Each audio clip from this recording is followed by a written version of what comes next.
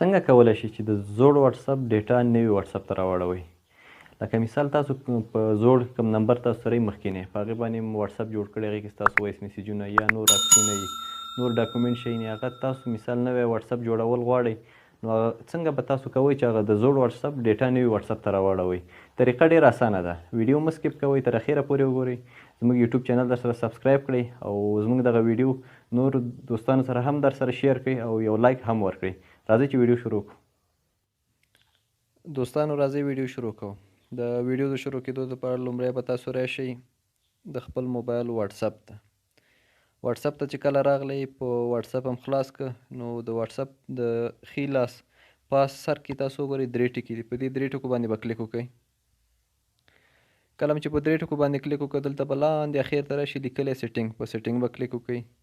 په سیټینګ هم چې کله کلیک وکړو، بیا به دلته راشي په اول لیکلی اکاونټ. په دې اکاونټ هم چې کله کلیک وکړو، نو دلته به تاسو راشي په 4م نمبر کې تاسو ته لیکلي چینج نمبر.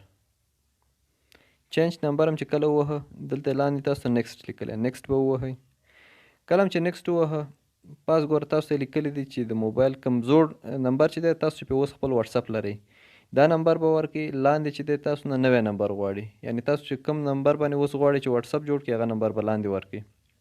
ګوره یو شي ته پام وي چې ستاسو موبایل کې دغه زوړ دغه کې چې څومره وایس میسیجونه دي، ډیټا د هغه به ټوله اتومات دې نوي نمبر ته راوړي، یعنې ستاسو به یو شی هم نه ضایع کېږي او نه به ورکېږي. پاس به زوړ نمبر ورکړئ، لاندې به نوی نمبر ورکړئ. چې کله نوی نمبر ورکړئ، نیکسټ به کړئ. نیکسټ هم چې کله ووهه، نو اتومات به د زوړ نمبر نه نوي نمبر ته ستاسو ټوله ډیټا راوړي. نو دغه زموږ معلوماتي ویډیو وه او زموږ یوټیوب چینل در سره سبسکرایب کړئ او زموږ ویډیو لایک کړئ در سره، او د راتلونکي ویډیوګانو دپاره د الله په امان.